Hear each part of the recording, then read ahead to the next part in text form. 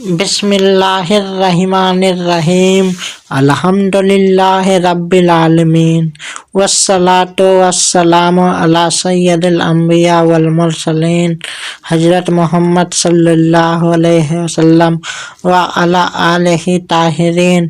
میرے عزیز بزرگوں اور پیارے بھائیوں بہنوں، آج کے اس مبارک مجلس اور خطبے میں ہم قرآن حکیم کی ایک عظیم آیت مودت پر تفصیلی گفتگو کریں گے۔ یہ آیت نہ صرف رسول اکرم صلی اللہ علیہ وسلم کی رسالت کی سچائی کا بیان ہے، بلکہ امت کے لیے محبت اور وفاداری کا صاف پیغام بھی ہے۔ آیت مودت کیا ہے؟ اللہ تعالیٰ قرآن مجید سورہ الشورى 42 آیت نمبر 23 میں فرماتا ہے، قُل لَا أَسْأَلُكُمْ عَلَيْهِ أَجْرًا إِلَّا الْمَوَدَّةَ فِي الْقُرْبَى۔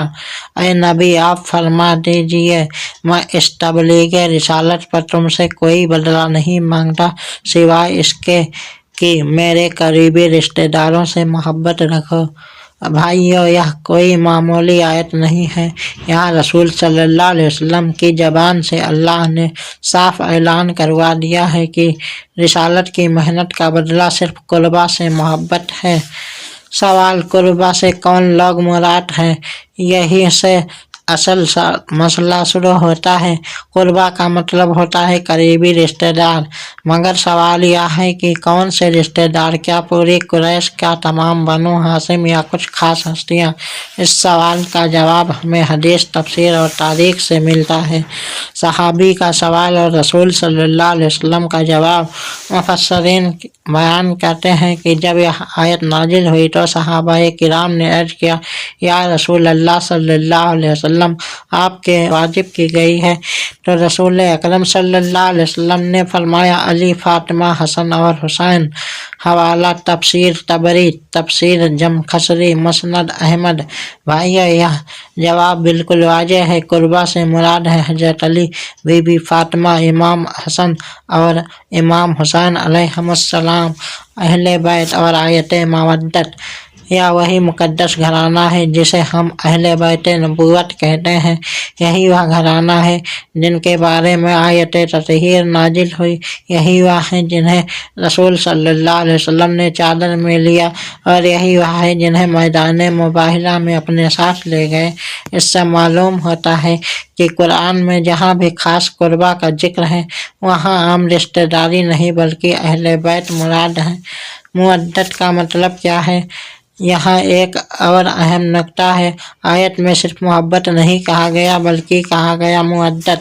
مودت کا مطلب ہے دل سے محبت، زبان سے اظہار، عمل سے پیروی، مشکل میں ساتھ، اور دشمنوں سے برات۔ یعنی پہلے اہل بیت میں صرف نام کی محبت نہیں بلکہ ان کے راستے پر چلنا بھی مودت ہے۔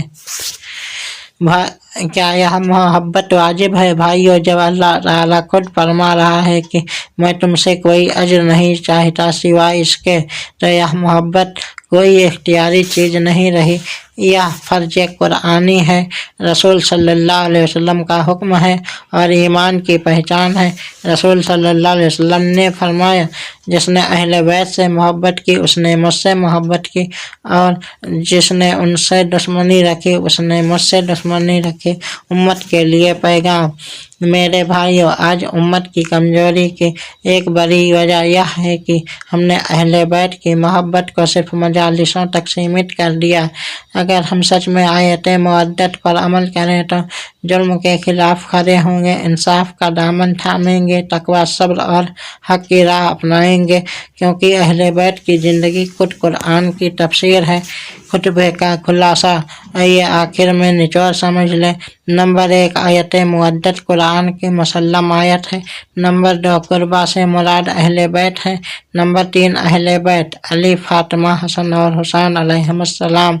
نمبر 4، ان کی مودت رسول صلی اللہ علیہ وسلم کی رسالت کا بدلہ ہے۔ نمبر 5، یہ محبت ہر مسلمان پر واجب ہے۔ اللہ تعالیٰ ہمیں اہل بیت کی سچی مودت عطا فرمائے، ان کے نقش قدم پر چلنے کی توفیق دے، اور قیامت کے دن ہمیں رسول صلی اللہ علیہ وسلم اور اہل بیت کی شفاعت نصیب فرمائے۔ آمین یا رب العالمین۔ وآخر دعوانا ان الحمد للہ رب العالمین۔